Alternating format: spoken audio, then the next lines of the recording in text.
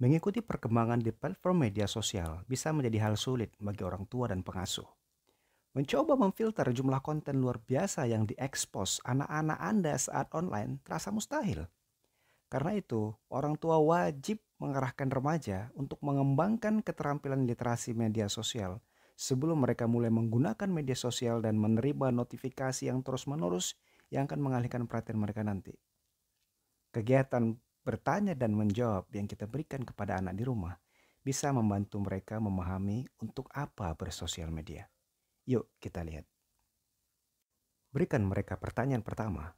Apakah media sosial mencerminkan dunia nyata? Jawaban kita, media sosial berbeda dengan kehidupan nyata. Bantu remaja untuk mengingatkan bahwa like dan komentar atau postingan tidak mewakili pendapat kebanyakan orang. Postingan atau pendapat yang diungkapkan tidak juga mencerminkan mayoritas orang di komunitas mereka. Sekali lagi, pastikan kepada anak bahwa media sosial bukan dunia nyata. Pertanyaan kedua, bagaimana saya tahu kapan informasi online itu benar? Media sosial dipenuhi dengan informasi yang tidak akurat atau sengaja dirancang untuk menyesatkan orang. Misinformasi dan disinformasi menyebar dengan mudah secara online. Kita bisa tertipu untuk mempercayai apa yang kita lihat, bahkan ketika kita tidak menyadarinya. Studi menunjukkan bahwa dan disinformasi lebih mungkin untuk diposting ulang daripada informasi yang akurat secara faktual. Jadi kita mungkin lebih sering terpapar pada sesuatu yang salah daripada yang kita sadari. Terus bangun komunikasi yang mengasihkan dengan anak Anda tentang cara menilai apakah suatu sumber dapat diandalkan dan dapat dipercaya. Pertanyaan ketiga, apa sebenarnya arti like? Terkadang kita menyukai postingan hanya untuk bersikap baik. Itu penting untuk diingat, karena kita mungkin disesatkan oleh postingan yang memiliki banyak like. Faktanya, beberapa dari like itu bahkan mungkin bukan berasal dari orang sungguhan. Sains menunjukkan ketika kita melihat postingan dengan banyak likes, kita lebih cenderung menyukai dan mempercayainya. Beberapa penelitian menunjukkan otak kita bereaksi berbeda terhadap postingan dengan like lebih banyak yang dapat mempengaruhi kita meskipun kita tidak menyadarinya. Penting untuk diingat bahwa like tidak selalu berarti orang setuju dengan apa yang mereka lihat. Pertanyaan keempat yang bisa kita berikan kepada anak sekaligus menjelaskan tujuan mereka bersosial media adalah, apa itu penggunaan media sosial yang terlalu banyak? Menghabiskan berjam-jam online terlibat dalam perilaku sehat, seperti berbicara jujur dengan teman atau belajar dari sumber yang kredibel, mungkin tidak semuanya buruk. Tetapi sekitar 50% remaja melaporkan setidaknya satu tanda penggunaan media sosial sudah menjadi masalah. Apa saja kondisi itu? Yang pertama, ketidakmampuan mereka untuk berhenti bahkan ketika mereka menginginkannya. Kondisi kedua, penggunaan media sosial sudah mengganggu rutinitas sehari-hari mereka. Kondisi ketiga, mereka menyingkir atau berbohong supaya tetap bisa menggunakan sosial media. Kondisi keempat, masalah dengan tugas sekolah atau hubungan karena penggunaan sosial media. Nah, bantu remaja menyadari tanda-tanda penggunaan media sosial yang sudah berlebihan ini dan bantu mereka mengurangi waktu online mereka. Pertanyaan kelima, bagaimana cara membantu mencegah konflik di media sosial? Ajari remaja untuk mengenali peran mereka dalam cyberbullying dan kebencian online. Bertindak tidak hormat atau menyakiti orang lain hanya untuk mendapatkan like atau followers dapat menyebabkan kerugian serius bagi korban. Bicara dengan anak Anda tentang mengenali contoh-contoh cyberbullying, seperti memposting atau mengirimkan pesan yang menyakitkan atau memalukan, mendorong bahaya, atau menggunakan teknologi digital untuk membuat orang lain merasa dikucilkan. Dorong remaja untuk berbicara dengan Anda atau orang dewasa yang lain jika mereka menyaksikan sumber bullying.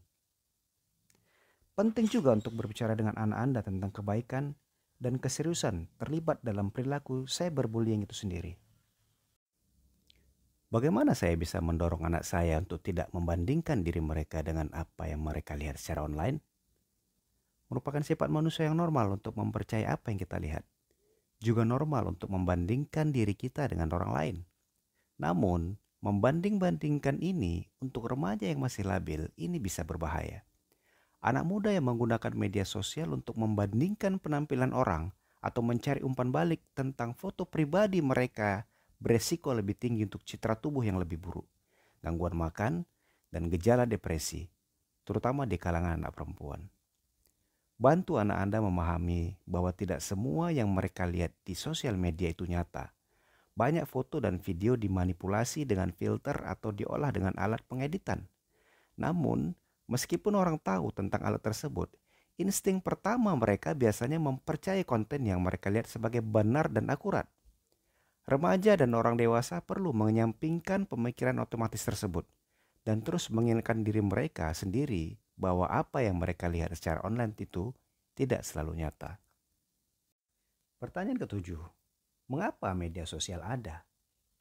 Remaja harus memahami bahwa sebagian besar perusahaan media sosial dirancang untuk mendapatkan keuntungan. Mereka melakukannya dengan mengumpulkan data tentang pengguna mereka. Diskusikan dengan anak remaja Anda bagaimana perusahaan ini dapat mengumpulkan dan menyimpan informasi tentang semua yang mereka lihat, mereka klik, atau postkan. Data tersebut dapat digunakan dan dibagikan oleh perusahaan dengan cara yang sulit, bahkan untuk dipahami sepenuhnya oleh orang dewasa. Untuk membuat pengguna tetap terlibat, perusahaan media sosial merancang fitur termasuk tombol seperti pengguliran tanpa akhir dan video putar otomatis yang membuatnya sangat sulit untuk menjauh. Media sosial juga memanfaatkan kebutuhan remaja akan hubungan sosial. Ini dirancang untuk mendorong atau menghargai perilaku online tertentu. Remaja harus memahami beberapa fitur media sosial. Kadang-kadang mendorong mereka menuju informasi yang berguna, tetapi di lain waktu dapat menimbulkan resiko bagi kesehatan psikologis remaja. Sahabat intelektualita, periksa secara berkala untuk berbicara tentang media sosial dan cari tanda-tanda bahwa hal itu dapat membahayakan kesehatan fisik atau psikologis mereka. Beritahu anak remaja Anda bahwa mereka dapat datang kepada Anda untuk meminta dukungan jika mereka khawatir tentang konten yang mereka lihat secara online atau jika mereka kesulitan dengan penggunaan media sosial yang berlebihan. Dengan menjaga jalur komunikasi tetap terbuka, Anda dapat membantu anak Anda mengembangkan hubungan yang sehat dan positif dengan sosial media tersebut. Thanks for watching.